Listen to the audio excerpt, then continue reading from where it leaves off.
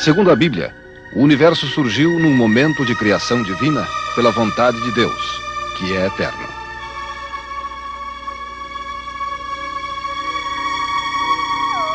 Os cientistas, por sua vez, achavam que o universo é que era eterno, sem um começo e, portanto, sem um fim.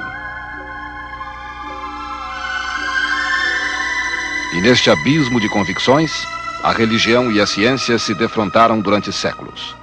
A ciência tratava das coisas reais, como as máquinas, os astros, as armas e a medicina. A religião cuidava das coisas imateriais, da moral, dos sacramentos, da poesia, da alma e da morte. Dois pontos de vista tão distantes quanto o céu e a terra.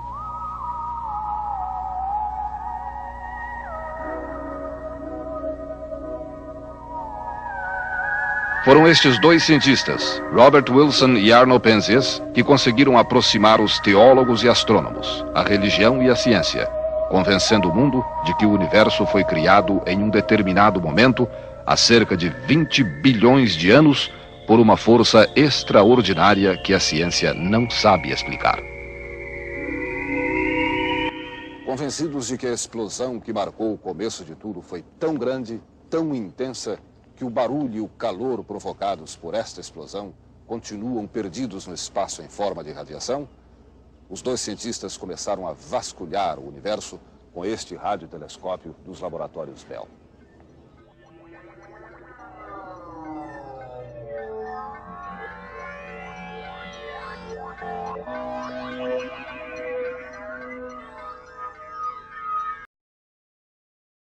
Estes instrumentos foram projetados para captar micro-ondas sem qualquer interferência.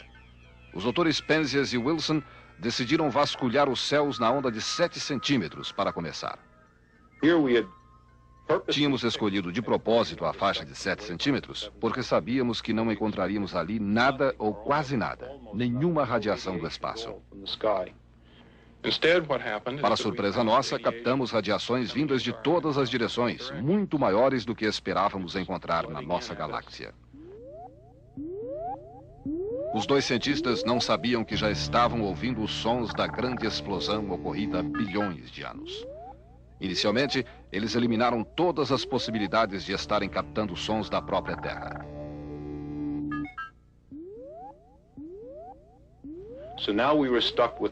Tínhamos de vasculhar todo o universo. Não era fácil aceitar esta hipótese, mas outra opção. Começamos com o Sol, dia e noite. O barulho era o mesmo. Pensamos que fosse alguma coisa vinda do sistema solar, mas durante o ano inteiro investigamos tudo em todas as direções, e a mesma coisa.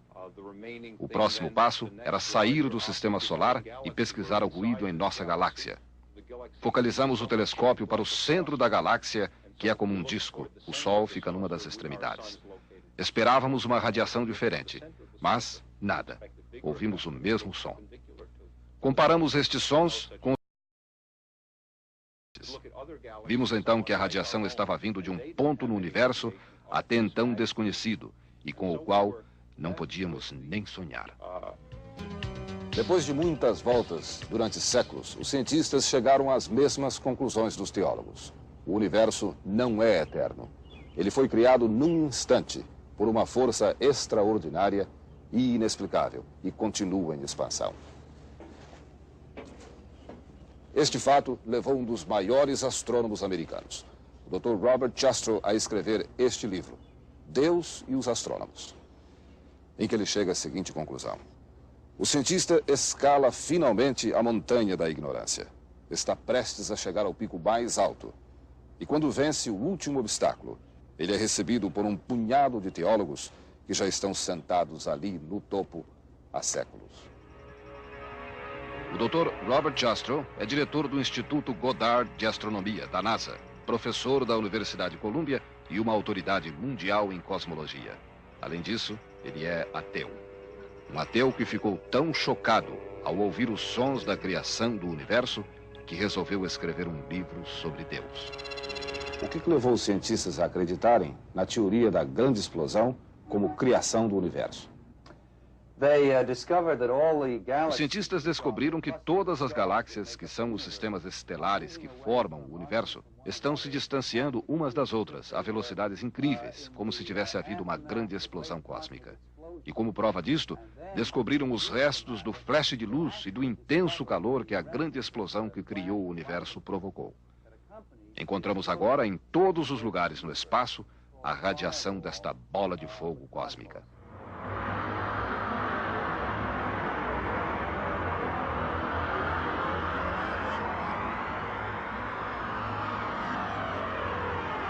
O senhor diria que a teoria da grande explosão prova a existência de Deus? Eu estou numa encruzilhada. Eu não sei em que acreditar. Mas estou convencido agora de que existem no mundo forças sobrenaturais que não podem ser explicadas com as leis da natureza. Nós podemos chamar estas forças de Deus ou do que quisermos.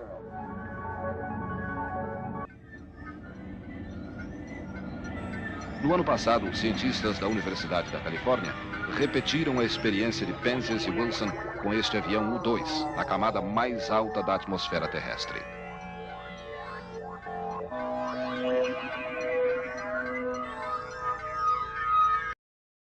Este balão de reconhecimento. Os resultados foram confirmados. Os sons ouvidos nos laboratórios Bell eram da radiação da grande explosão.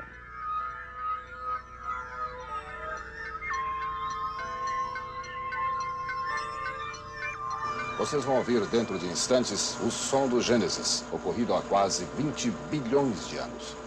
Mas nós pedimos ao professor Philip Morrison que explicasse para nós como é que chega até a Terra a prova do começo do mundo. E ao invés de nos levar diretamente aos sofisticados laboratórios do Instituto de Tecnologia de Massachusetts, ele preferiu passar primeiro por uma simples ferraria.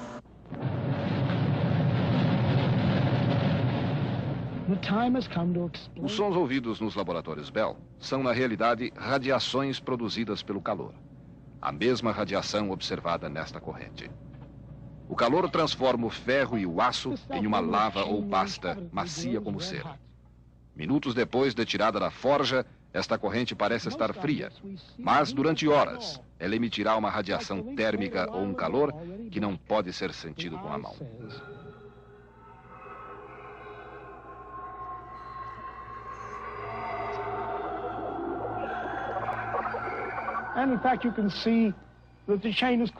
Agora, aqui no laboratório, podemos ver com este medidor que a corrente ainda emite calor.